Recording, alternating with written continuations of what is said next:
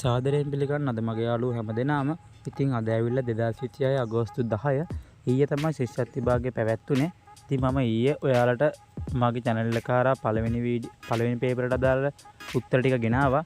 ඉතින් ඒකේ තව කොටසක් ගේන්න තියෙනවා. ඉතින් මම මේ වීඩියෝ එකෙන් ඔයාලට ගෙනල්ලා තියෙන්නේ ශිෂ්‍යත්ව විභාගයේ දෙවෙනි ප්‍රශ්න පත්‍රයට එහෙම නැත්නම් දෙවෙනි කොටසට අදාළ ප්‍රශ්න ටිකට අදාළ නිවැරදි පිළිතුරු තමයි මම මේ වීඩියෝ එකෙන් ගෙනල්ලා තියෙන්නේ. ඉතින් වැඩි කතා නැතුව අපි බලමු දෙවෙනි කොටසේ ප්‍රශ්න ටිකට අදාළ නිවැරදි පිළිතුරු මොනවද කියලා. ඉතින් දෙවෙනි කොටසේ පළවෙනිට අහලා තිබ්බේ මේ විදිහට ඡේදයක් දීලා ඡේදයට අදාළ පිළිතුරු ටික තමයි. ඉතින් ඒකේ පළවෙනිට අහලා තියෙනවා ඉහත ඡේදයට අනුව චාරිකාව සංවිධානය කළේ කුමන ශ්‍රේණියේ සිසු සඳහාද කියලා. ඒකට පළවෙනි උත්තරය තමයි පහ ශ්‍රේණියේ සිසුන් සඳහා.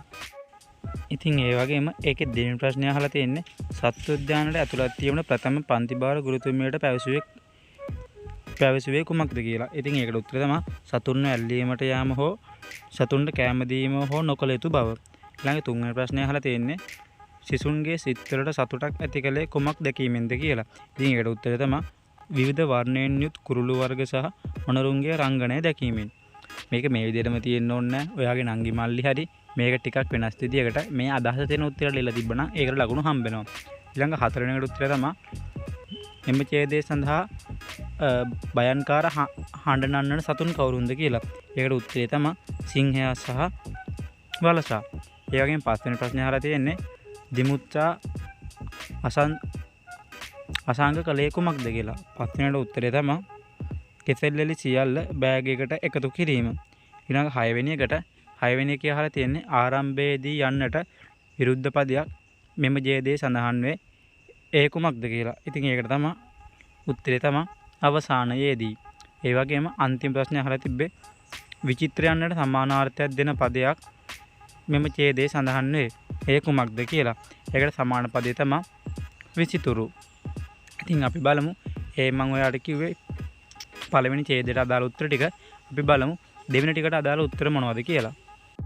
ඉතින් අපි බලමු ඒ වගේම දෙවෙනි කොටසේ දෙවෙනි ප්‍රශ්නේ මොනවද අහලා තියෙන්නේ කියලා. දෙවෙනි කොටසේ දෙවෙනි ප්‍රශ්නේදී අහලා තියෙන්නේ පහත සඳහන් එක් වගන්තියට ගැලපෙන නිවැරදි ආඛ්‍යාත පදය වරහන් තුලින් තෝරා යටි නිලක් අඳින්න කියලා. අපි බලමු මේ වාක්‍ය ටික මොනවද? ඒ වාක්‍ය වලට අදාළ නිවැරදි පිළිතුරු මොනවද කියලා. මේකේ පළවෙනිටම අහලා තියෙන්නේ අපි පිරිසිදු ජලය දිනපතා පානය. ඒකට උත්තරය තමයි උත්තර දීලා තියෙනවා කරන්නෝය කරන්නෙමු කරන්නෙහු කියලා. ඉතින් උත්තරය තමයි අපි කිව්වොත් මූ වලින් අවසන් වෙන්න ඕනේ. එතකොට කරන්නෙමු කියන උත්තරය තමයි හරි උත්තරේ. ඊළඟට ඔහු වූ රූපවාහිනිය උත්තර දීලා තියෙනවා නරඹති නරඹන්නේය නරඹුවේහි කියලා. ඉතින් උත්තරේ තමයි නරඹති කියන එක. ඊළඟට තුන්වෙනි ප්‍රශ්නේ අහලා තියෙන්නේ ඌ වනයේට දිව්වේය දිව්වෝය දුවති කියලා. ඉතින් ඒකට උත්තරේ තමයි දිව්වේය. ඊළඟ හතරවෙනි එක තියෙන්නේ ඈ ගෙදර වැඩ හොඳින් කරති කරයි කලහ කියලා. ඉතින් ඒකට උත්තරේ තමයි කරයි කියන එක. ඒ කියන්නේ දෙවෙනි උත්තරේ. ඊළඟට පස්වෙනි එක අහලා තියෙන්නේ අහසේ තරු බබළුනේය බබළුනෝය බබලති කියලා. ඉතින් ඒකට උත්තරේ තමයි බබළුනේය. ඉතින් අපි මේ විදිහට පළවෙනි ප්‍රශ්න සහ දෙවෙනි ප්‍රශ්න සාකච්ඡා කරා. අපි දැන් බලමු ඊළඟට තුන්වෙනි එකට උත්තර මොනවද කියලා.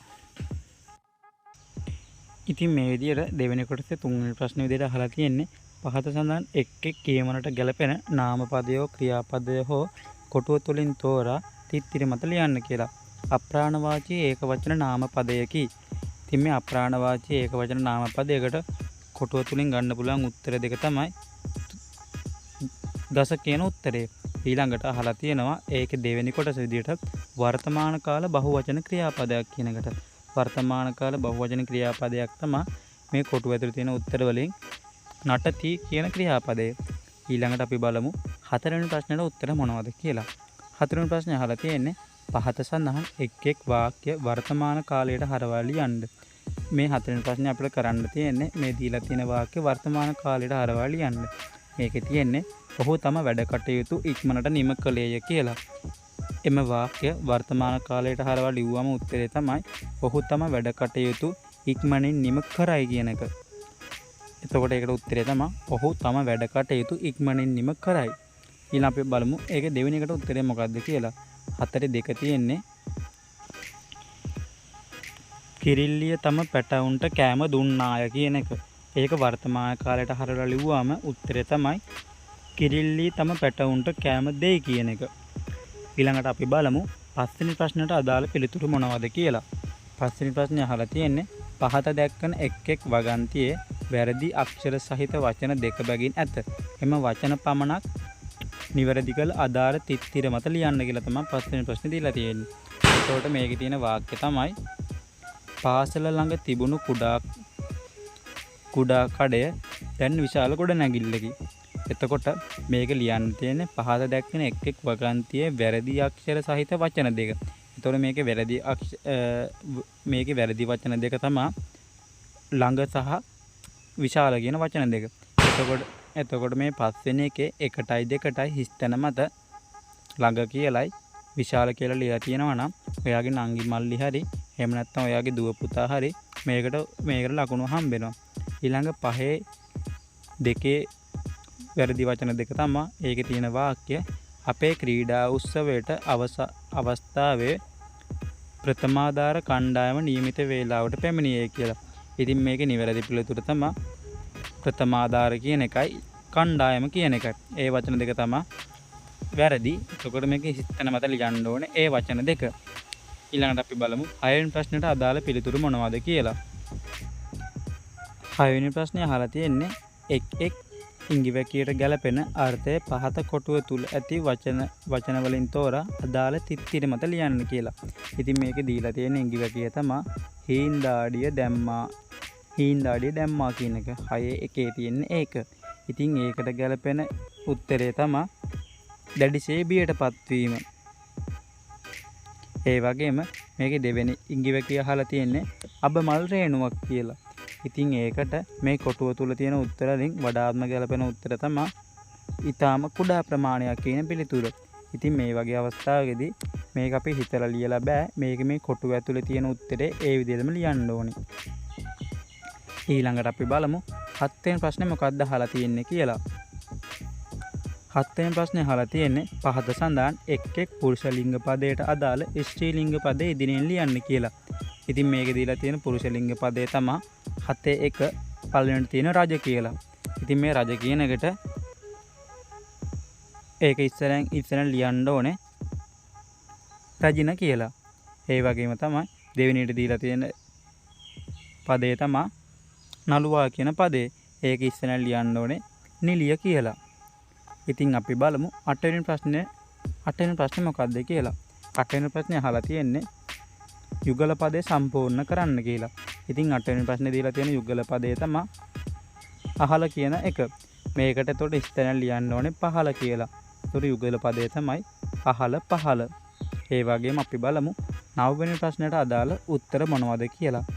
මේකේ දීලා තියෙන 9 වෙනි ප්‍රශ්නේ පහත වචන නිවැරදිව ගලපා වගන්තිය නැවත ලියන්න කියලා.